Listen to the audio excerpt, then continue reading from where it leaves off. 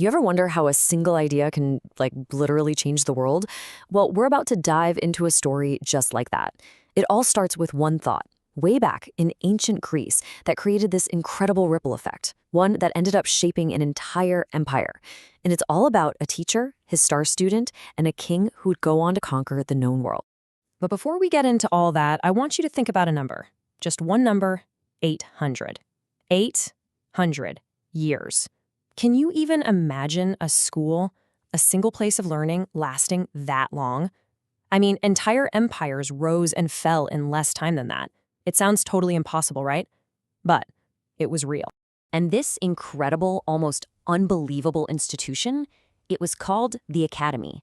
It was founded right in Athens, and it pretty much became the gold standard for higher learning for, well, the entire Western world. So, who was the genius, the visionary behind it all?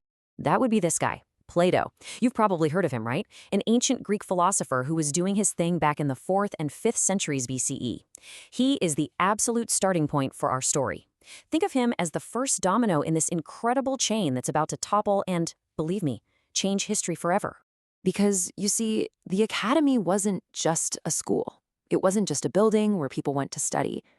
Plato designed it to be a blueprint, a model for how you could actually improve society itself, all through education. It was a totally revolutionary concept for the time, and it was built on an idea that was even more radical. So what was this big idea? What was the secret sauce? The thing that gave the Academy its incredible staying power and its massive influence? Well, the answer is tucked away in Plato's most famous work, a little book called The Republic. And here it is. This is the core idea. Plato basically argued that education, that was the secret to everything, the ultimate key to a successful society.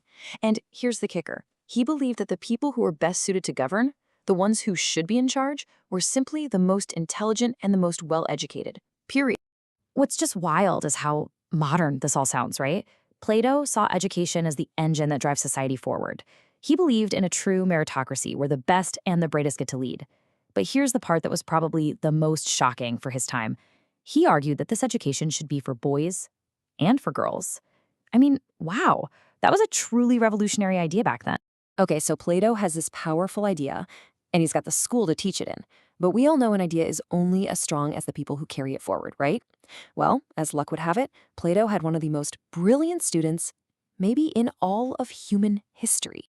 And that student's name was Aristotle. Yep, that Aristotle. He spent 20 years, 2 whole decades, at Plato's Academy, just soaking it all in.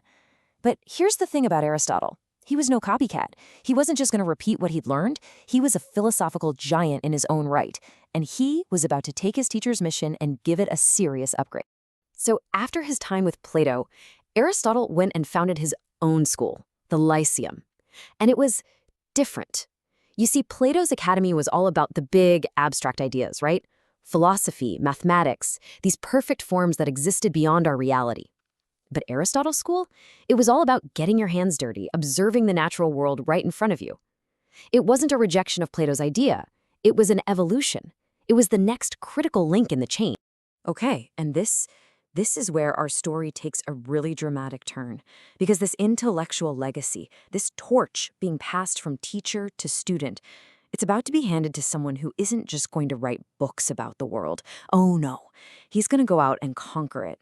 You can literally trace this unbroken line of thought. It all starts with Plato, right? He founds the Academy. Then a young Aristotle walks through the doors. That knowledge, that inheritance gets passed down. But the most important connection of all, that was still to come. And the connection is so simple, but it's absolutely world-changing. It boils down to this. Plato teaches Aristotle, and then Aristotle, he takes on a private student, a young prince named Alexander, a kid who would soon be known to the entire world as Alexander the Great. Just let that sink in for a second. Seriously, all those ideas we talked about, the philosophy of how to run a perfect state, the importance of knowledge, the idea that the best and brightest should lead, all of these concepts that started in Plato's brain were now being poured directly into the mind of the young man who was about to command one of the largest empires the world had ever seen.